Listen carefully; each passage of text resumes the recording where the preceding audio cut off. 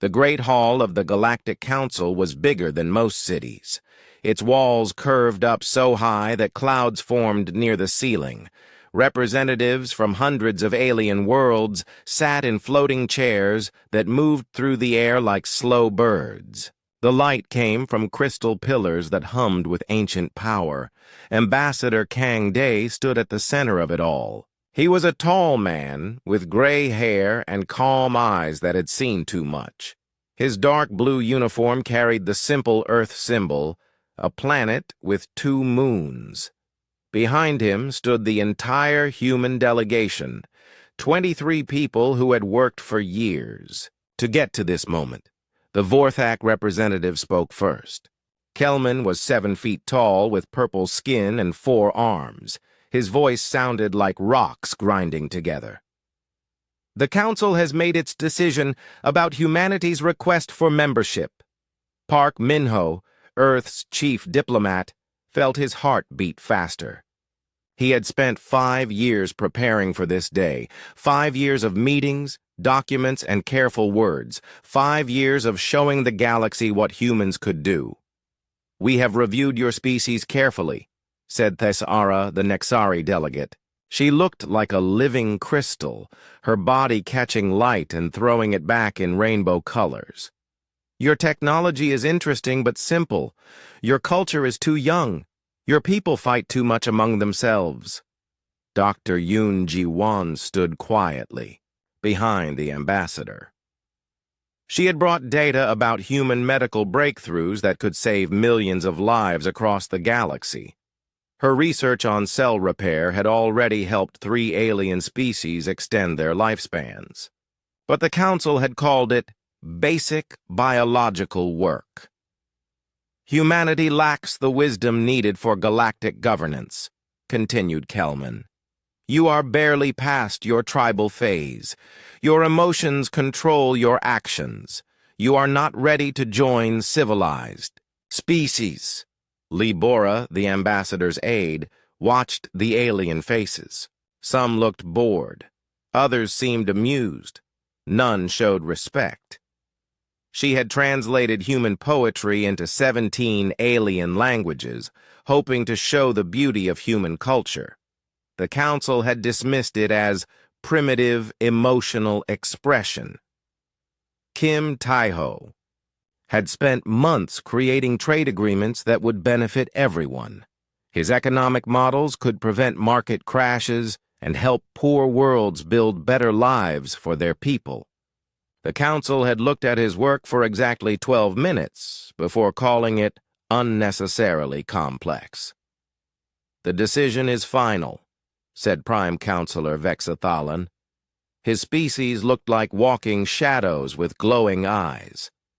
"Humanity's petition for membership is denied. You may reapply in 50 standard years, assuming your species shows significant growth." The hall fell silent. Every alien eye turned toward the human delegation. They expected protests. They expected anger. They expected desperate pleas for reconsideration. Instead, Ambassador Kang Day did something no one expected.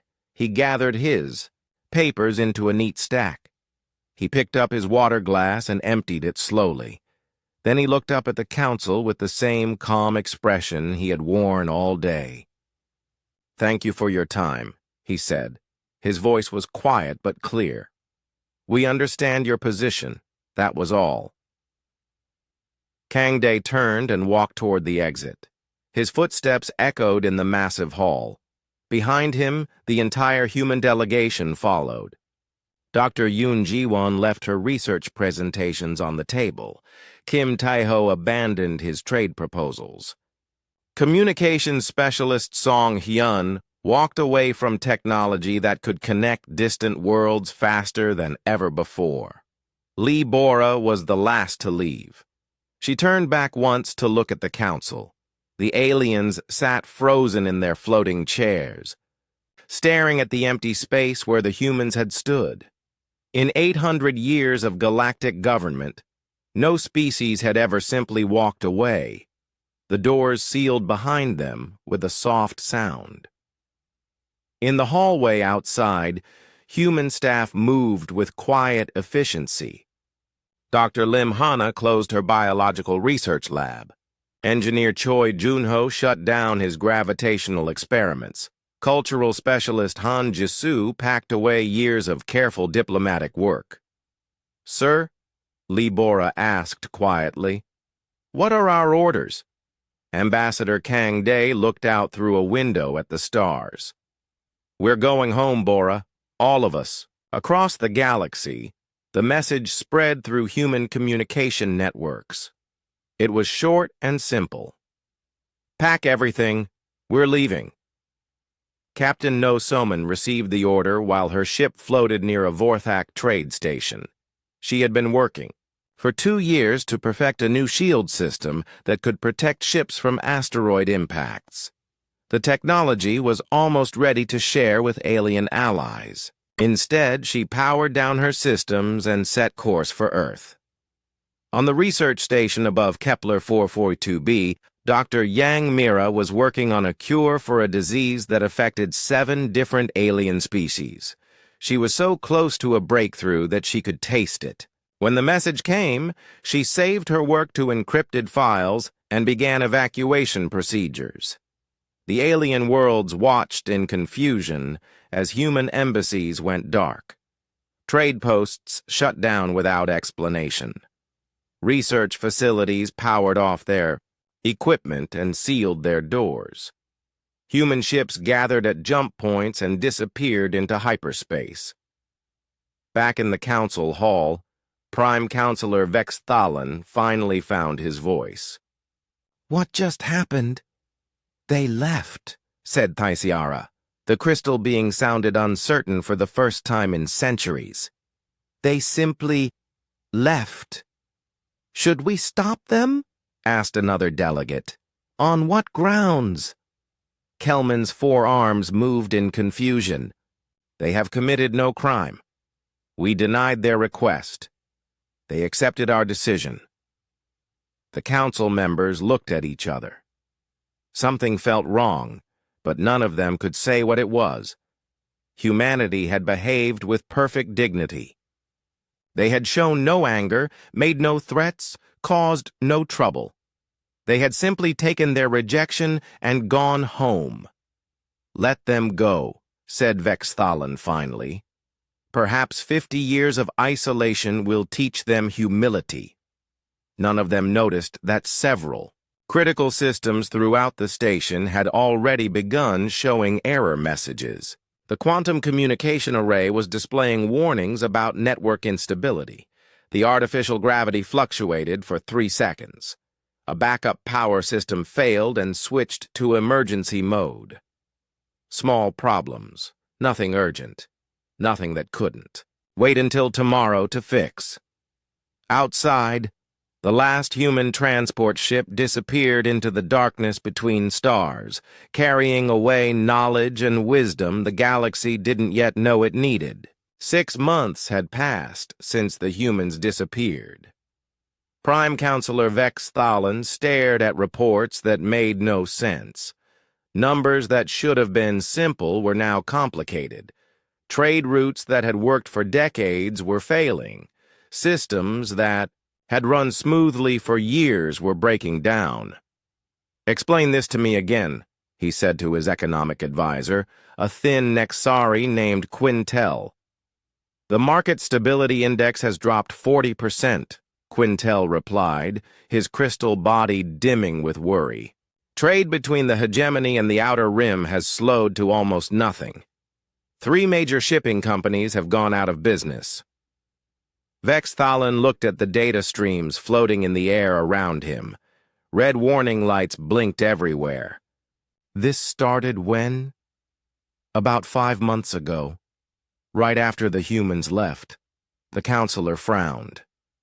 "That can't be connected. Humans were only 3% of galactic trade." But even as he said it, Vex Thalan remembered something. Every major trade agreement in the past 10 years had been written or reviewed by human economists. They had been so good at finding solutions that made everyone happy. Their mathematical models had prevented market crashes before they started. On the other side of the galaxy, Captain Zoreth of the Vorthak Navy faced a different problem. His ship, the Bloodclaw, was stuck in an asteroid field. The rocks were too thick to fly through and too hard to blast apart. "Can't we use the phase shields?" asked his first officer. "The what?" Zoreth snapped. "The phase shields. The ones that let ships move through solid objects. We've been using them for 2 years." Zoreth checked his computer systems. The phase shield technology was still there, but the control software was gone. So were the calibration programs. And the maintenance protocols. All of it had been developed by a human named Captain No Somin. How did one human know so much about our shield systems? Zoreth wondered aloud. "She didn't just know about them," his engineer replied. "She improved them, made them work better than we ever thought possible." The Bloodclaw remained trapped for 6 days until a rescue ship arrived with old-style equipment to blast through the rocks. Dr. Velnara of the Nixari Medical Institute faced an even worse crisis. A plague had broken out on 3 colony worlds. It was an old disease called Zephyrian flu, but this strain was different, stronger, deadlier. "We had a vaccine for this," she told her research team. "It was 98% effective." "The formula is gone," replied her assistant. "All the human medical data was pulled from our systems when they left." Dr. Velnara felt cold, despite her warm crystal body. "Human medical data? How much of our medicine came from humans?" The answer took 3 days to compile. 47% of their current treatments had been developed or improved by human doctors. 63% of their vaccines used human research. 81% of their surgical techniques had been taught by human medics. Dr. Jang. Mira had worked with Nexari doctors for 8 years. She had shared everything she knew. Her cancer treatments had saved billions of lives across 17 different species. Her organ regeneration work had given hope to the disabled and elderly. Throughout the galaxy, all of it was gone. "Can't we recreate her work?" asked Dr. Velnara. "We tried. Her research was so advanced that we can't understand the basic principles. It's like trying to build a starship when you only know how to make fire. The plague spread to 11 worlds before the Nexari found an old, less effective vaccine in their archives. By then, 2 billion beings had died." On the agricultural world of Vorthak Prime, farmer Clegnor watched his crops turn brown and die. The soil that had been rich and productive for 40 years was now poisonous. Nothing would grow. "What happened?" he asked the agricultural inspector. "The soil bacteria are dead," came the reply. "All of them." "How is that possible?" The inspector showed him a data pad. These bacteria were not natural. They were created by a human scientist named Dr. Lim Hana. She designed them to break down toxins and create nutrients. They needed regular treatment to stay alive. Where is this treatment? Gone. Dr. Lim Hana took all her research when humanity left. Clegnor looked out at his dying fields. How many worlds use these bacteria? 73 agricultural planets in Vorthak space, another 112 throughout the galaxy. Food shortages began within months. Billions of beings faced starvation as farms that had fed the galaxy for decades became useless dirt. The communication problem started small. A message delay here, a lost signal there. Engineer Thyak Rel of the Galactic Communication Network thought it was just normal. Wear and tear. Then entire star systems went silent. "The quantum relays are failing," reported his chief technician. "We're losing connection with the Outer Rim territories." Thyak Rel studied the relay design. It was incredibly complex, using quantum entanglement principles that bent his mind. The mathematics were so advanced that few beings in the galaxy could understand them. "Who designed this system?" he asked. "A human engineer named Song Hyun. She called it unnecessarily complex, but it's worked perfectly for 15 years. Where are the maintenance instructions?" "We don't have any. Song Hyun said the system was self-maintaining as long as we didn't change anything. And now it's breaking down?" "The quantum matrix is destabilizing.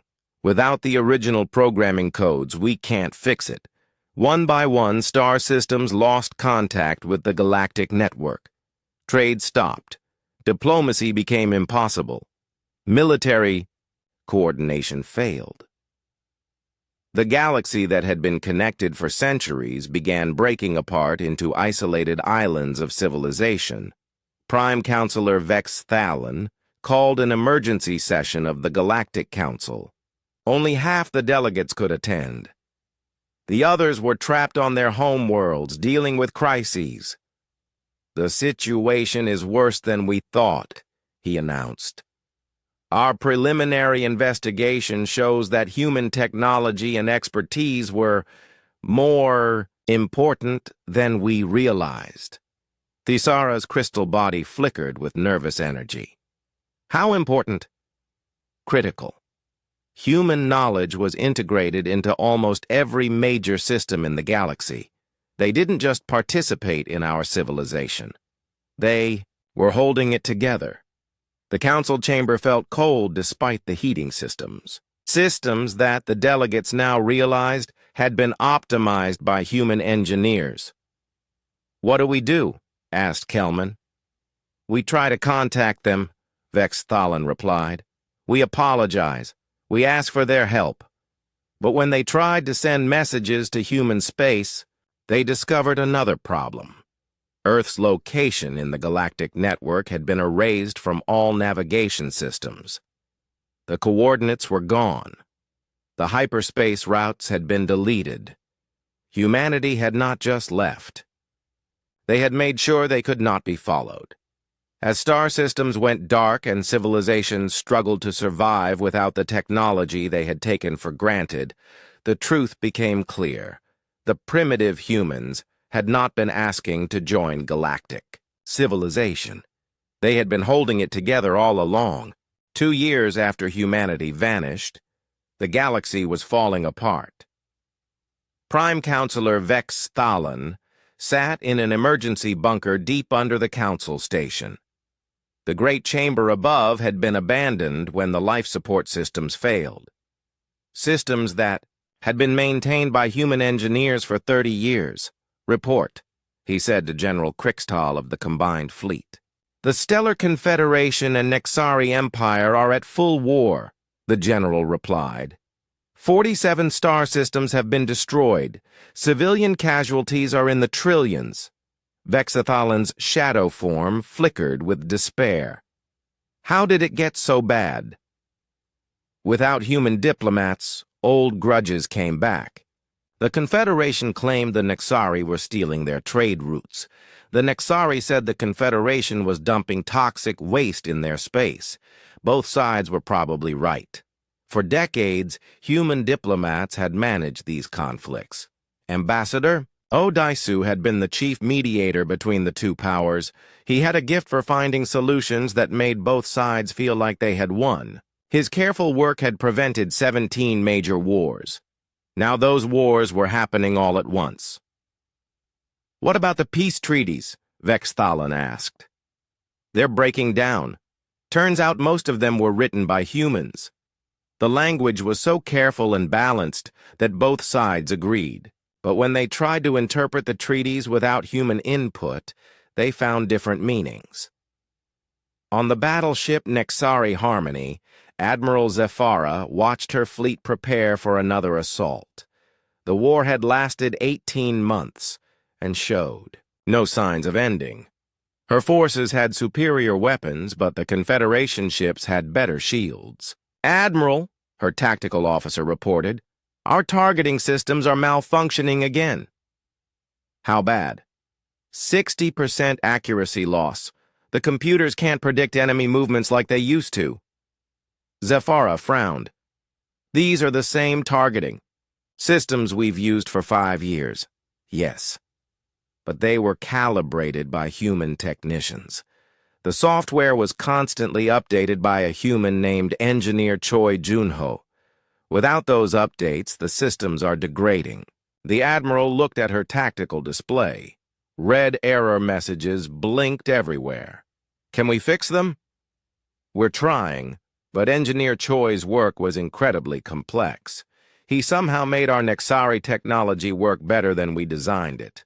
Our own engineers can't understand how he did it. Meanwhile, the plague that had started on 3 worlds had spread to hundreds. Dr. Velnara worked day and night in her laboratory trying to recreate human medical knowledge. Around her, medical equipment beeped warnings about system failures. The biosynthesizers are down again, her assistant reported. Which ones? All of them.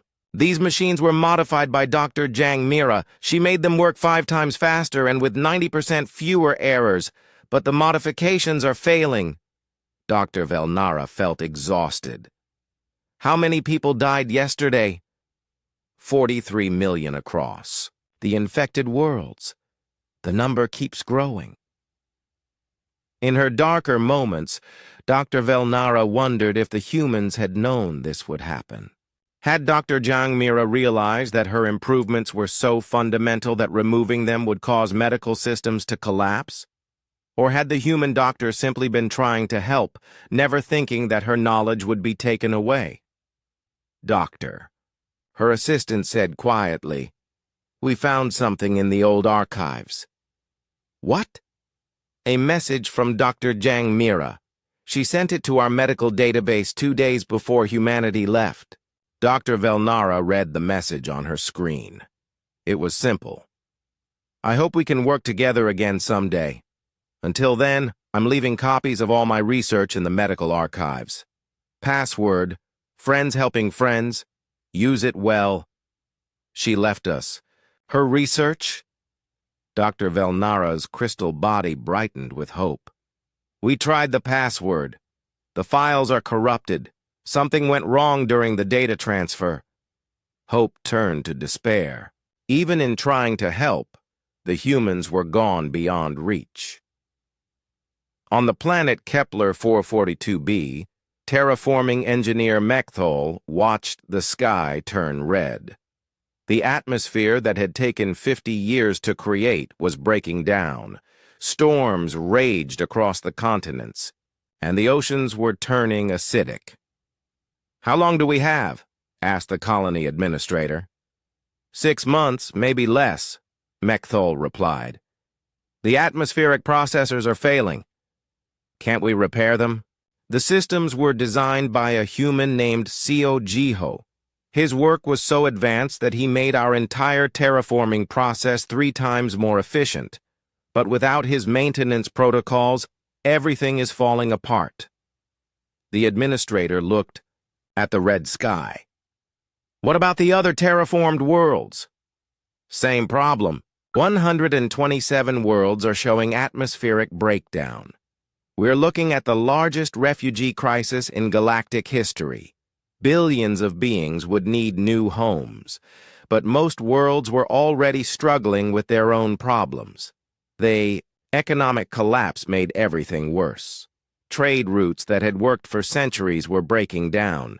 The mathematical models that predicted market behavior had been created by human economists like Quan Yuna and Ryu Dongmin.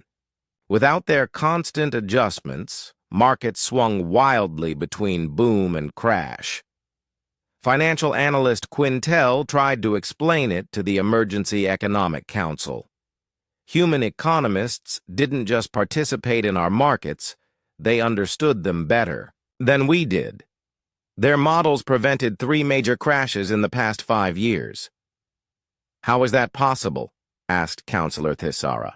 They saw patterns we missed, made connections we didn't understand. A human named Baek So-young predicted the Rim Territory's financial crisis 6 months before it happened.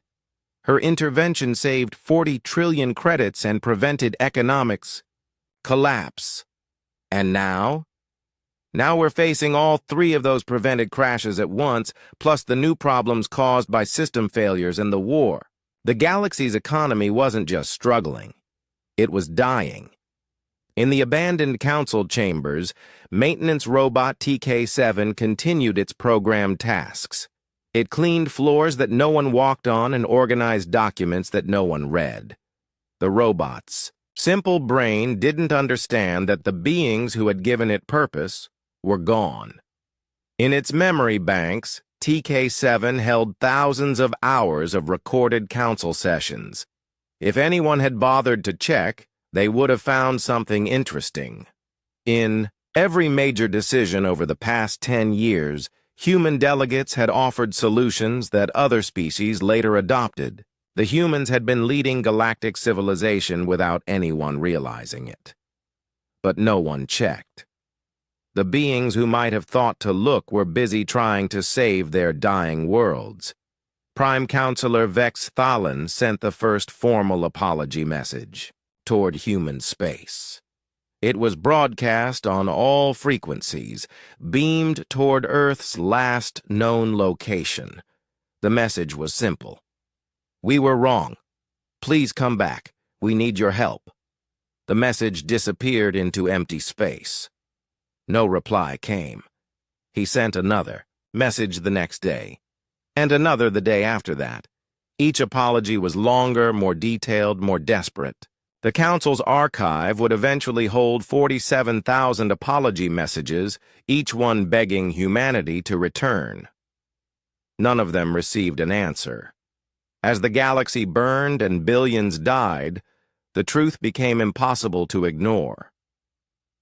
Humanity had not been asking to join an advanced civilization. They had been babysitting one. 5 years had passed since humanity's silent departure. The Galactic Council now governed less than half its original territory. Entire sectors had gone dark or declared independence. Wars raged across the galaxy as civilizations that had lived in peace for centuries tore each other apart. Counselor Thaisara stood on the bridge of the exploration ship Crystal Wind, staring at empty space where Earth should have been. She had led 3 expeditions to find humanity, following old star charts and gravitational readings. Each time, she found nothing. "The coordinates are correct," reported her navigator, a young Nexari named Velton. "Earth's solar system should be right here. Scan for any energy signatures," Thaisara ordered. "Anything that might show where they went." The ship's sensors worked for hours, searching every frequency of radiation. They found traces of old hyperspace jumps and the fading energy signatures of human technology, but no planets, no sun, no solar system at all. "It's like they moved their entire star system," Velton said in amazement. "How is that even possible?" Thaisara remembered reading human scientific papers that the Council had dismissed as fantasy. Dr. Park Woo-jin had written about something called dimensional folding. The theory suggested that space itself could be bent and moved. The Council's science division had called it impossible speculation. Now it seemed humanity had turned impossible speculation into reality. Captain Grixnall of the Vorthak military had different problems. His fleet of 12 ships approached the boundary of what had been human space. As they drew closer, something strange happened. "Sir," his pilot reported, "the ship isn't responding to controls." Grixnall looked at his instruments. Everything showed normal, but the ship was slowing down without any command to do so. "Engineering? What's wrong with our engines?" "Nothing, sir. The engines are working perfectly. We're producing full thrust, but we're not moving forward anymore." Outside the viewports, space looked normal. Stars shone in their usual patterns, but the ship hung motionless, as if caught in invisible glass. The other ships in the fleet had stopped too. "Try to back away," Grixnall ordered. The ship immediately began moving backward, retreating from the boundary. As soon as they crossed some invisible line, normal movement returned. "What just happened?" Grixnall demanded. "Chief Engineer." Kolvek studied the readings. "Something prevented us from going forward. Not a force field or an energy barrier. It's like space itself refused to let us pass. 3 ships volunteered to try again. They approached the boundary with full sensors active, recording everything. As each ship reached the same invisible line, it simply stopped. Not damaged, not destroyed, just frozen in place until it retreated. One brave captain, Morgak, decided to push harder. He fired his engines at maximum power, trying to force his way through. The ship vanished. One moment it was there, the next it was gone. No explosion, no debris, no energy signature. It had simply stopped existing. Chief Investigator Melthara was the galaxy's expert on unusual phenomena. She studied the recordings from hundreds of failed contact attempts. Her conclusion was disturbing. The humans have created a barrier that exists outside normal physics, she reported to the Council. It's not made of matter or energy, it's made of altered space-time itself. How advanced would they need to be to do something like that? Asked Prime Counselor Vexathalan. Beyond our understanding. We're looking at technology that treats the laws of physics as suggestions rather than rules. Dr. Pithara, a xenoarchaeologist, made an even stranger discovery. She was investigating abandoned human colonies, looking for clues about where humanity had gone. What she found defied explanation. On the mining world of Tau Ceti III, human buildings still stood, but they existed in impossible ways. A research laboratory that was bigger inside than outside, a greenhouse where the same flowers bloomed in, an endless loop, dying and being reborn every 37 minutes. A library where books wrote themselves, updating with knowledge that no one had discovered yet. These structures are operating in multiple dimensions simultaneously, Dr. Pithara reported. They're connected to spaces that shouldn't exist. Her exploration team found a maintenance log that had been updated yesterday, despite the colony being abandoned for 5 years. The entry was written in perfect galactic standard.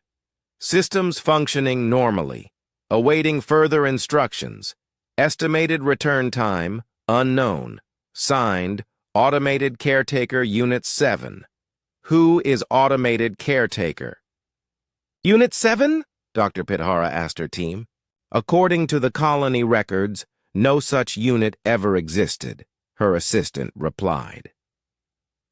In the colony's computer core, they found experimental data that was still being generated. Equations that solved themselves, research that continued without researchers, discoveries being made by empty laboratories. It's like the humans left part of themselves behind, Dr. Pithara whispered. Not their bodies, but their minds. Their knowledge is still working, still growing, even without them. The most disturbing discovery came from Ambassador Zultek, a telepath from the Ethereal Collective. His species could communicate directly with other minds across vast distances. He volunteered to use ancient quantum communion protocols to reach human consciousness. The psychic attempt lasted 6 hours. When Zulthek finally disconnected, he was changed. His normally blue energy form flickered between colors that had no names. He spoke in voices that weren't his own. "They're not hiding from us," he said in a voice like mathematics given sound. "They're protecting us from what they've become." Dr. Velnara tried to help him, but Zulthek's mind had been touched by something beyond normal reality. For weeks he could only speak in equations. When he finally recovered, he had one clear memory. "I saw them," he told the council. "Not their bodies, but their minds. They're still human, but they're also something more. They exist in spaces, between spaces, in the gaps between thoughts. They're everywhere and nowhere." "What did they tell you?" Vexthalan asked. "Nothing, but I felt their sadness. They miss us. They want to help, but they can't return without breaking reality itself." Specialist Kethvar led the most dangerous contact attempt. Using experimental Nexari phase technology, his ship tried to breach the barrier by existing in multiple dimensions at once. The technique was untested and incredibly risky. The ship passed through the barrier successfully. For 3 days, the galaxy heard nothing. Then the ship emerged, but something was wrong. Kethvar and his crew had aged 20 years in 3 days. Their hair was white, their faces lined with wrinkles. They spoke of impossible things, corridors that went on forever, rooms where cause and effect worked backward, beings of pure thought who spoke in living mathematics. "We found them," Kethvar reported, his voice cracked with age. "The humans. They're building something, a new kind of existence. They're not just using advanced technology. They've become advanced technology." "Did you speak with them?" Thaisara asked. "We tried, but communication is different there. They don't use words anymore. They think in pure concepts, in mathematical poetry. We were like children trying to discuss quantum physics with university professors." Kethvar's final report was classified, but rumors spread throughout the remaining council territories. Humanity had not just left the galaxy, they had transcended it, becoming something that existed beyond the normal universe. As the search efforts failed one by one, a terrible truth became clear. The galaxy could not reach humanity because humanity no longer existed in the same reality. They had evolved beyond the need for physical space, beyond the limitations of matter and energy. The apology messages continued. 47,000 desperate transmissions beamed into empty space. Each one remained unanswered, not because humanity was unwilling to respond, but because they might no longer be able to exist in the same dimensional space as their words. The galaxy had rejected its children. Now those children had grown beyond recognition, beyond reach, beyond the ability to come home. And still the messages continued, sent by increasingly desperate civilizations to beings who might no longer remember what it meant to be mortal.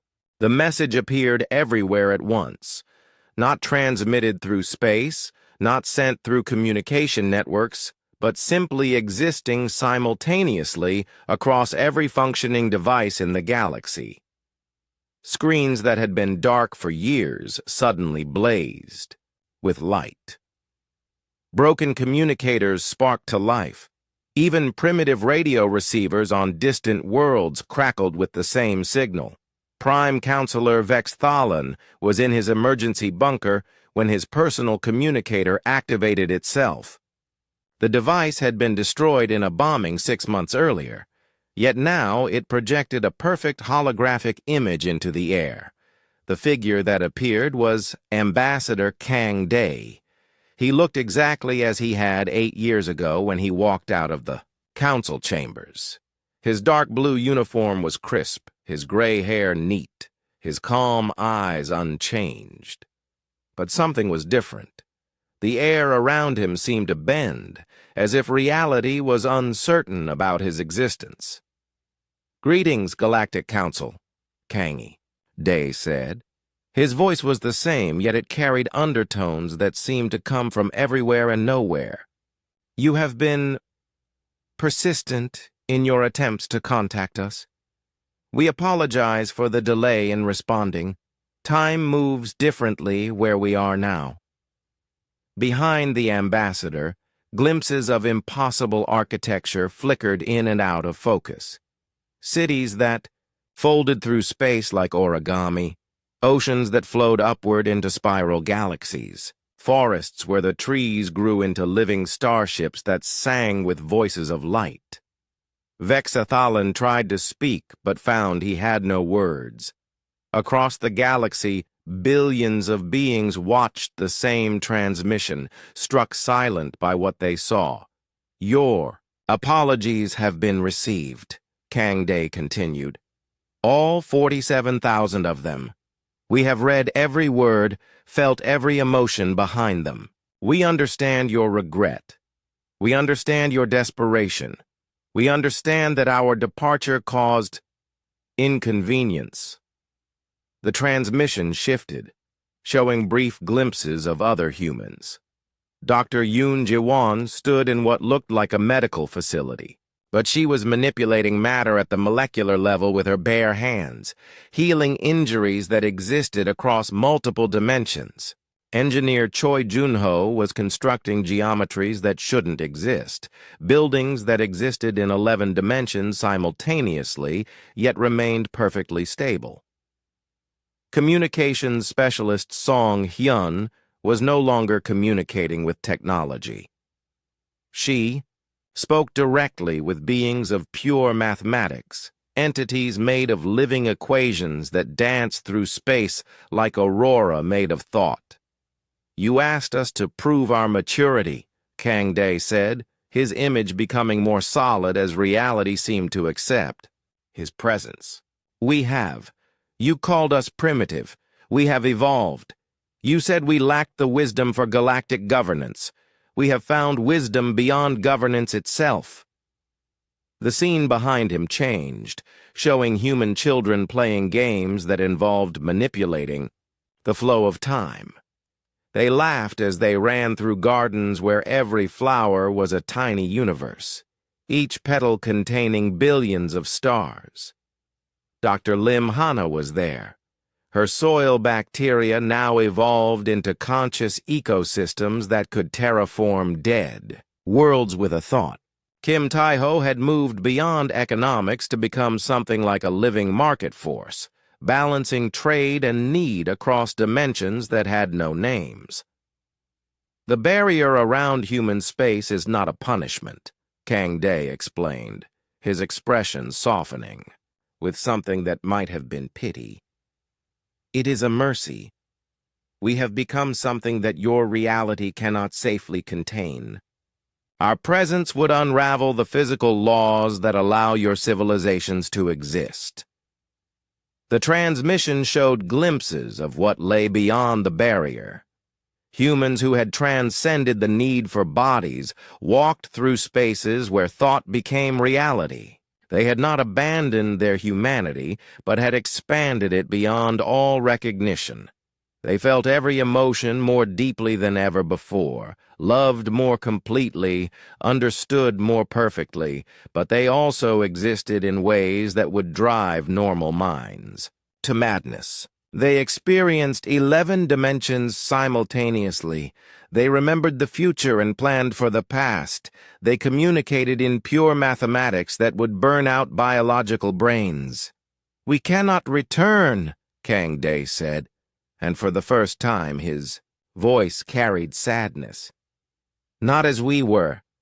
Not without destroying everything we once protected." Captain No Soman appeared beside him, her form shifting between human shape and something like living energy. "We tried," she said. "In the early years, we tried to maintain contact, but every attempt to communicate caused system failures in your technology.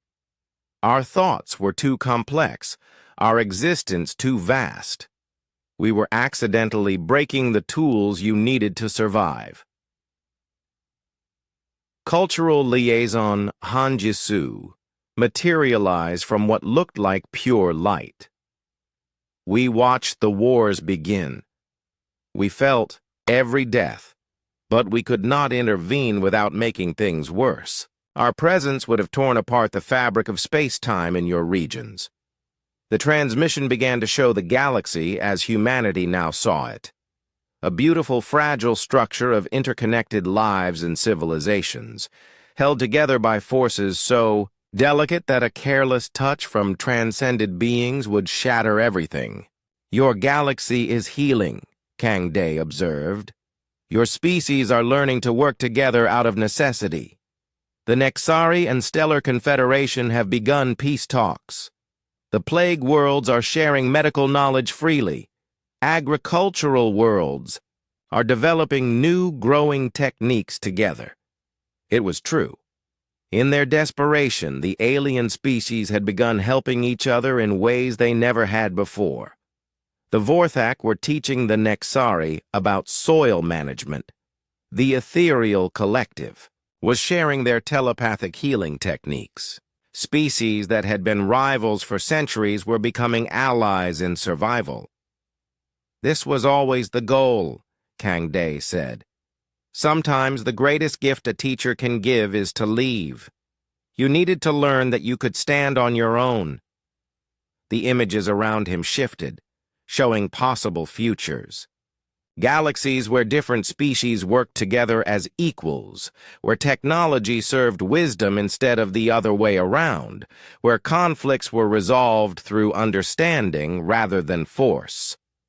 "We are not gods," said Dr. Park Woo-jin, appearing, as a figure made of flowing equations. "We are simply your children who grew up and moved away from home. We love you. We are proud of you. We want you to succeed. But we cannot do the work for you anymore," added Dr. Jang Mira, her form shifting between human and pure healing energy. "True maturity means learning to solve your own problems, to take care of each other, to build something beautiful without needing us to hold your hands." The transmission began to fade, reality seeming to struggle with containing their presence for so long. As the images became translucent, Kang Day spoke his final words. "When your civilizations have truly learned to govern themselves with wisdom and compassion, when you no longer need us to hold your worlds together, when you have grown into the magnificent beings we always knew you could become, then perhaps we may meet again as equals." The ambassador's image smiled, and for a moment, he looked exactly as he had in the council chambers years ago. "Until then, grow well, learn from your mistakes, take care of each other, and remember that somewhere in the spaces between spaces, humanity watches over you with love." The transmission ended. Across the galaxy, screens went dark and communicators fell silent. But something had changed. The message had carried more than words. It had carried hope and understanding, and a love so vast that it transcended physical existence. In the ruins of the council chambers, Prime Counselor Vexathalan sat alone, staring at the empty space where the transmission had appeared. On his desk lay 47,000 apology messages, each one now marked with a simple response that had appeared simultaneously. "Message received. Sender has transcended. Love remains." Outside the great windows, he could see the first signs of healing. A Nexari medical ship was docking with a Vorthak agricultural vessel, their crews working together to solve problems that had once seemed impossible. In the distance, ships from a dozen species were collaborating on repairs to the communication network. Humanity had not walked away in anger. They had graduated from being galactic civilization's caretakers to being its proud, distant parents. They had become something wonderful and terrible and completely beyond reach, but they had left their children the tools needed to grow. The galaxy would heal. Species would learn to work together, and perhaps, in the distant future when wisdom had replaced pride and cooperation had replaced conflict, The children would be ready to meet their transcended parents as equals among the stars.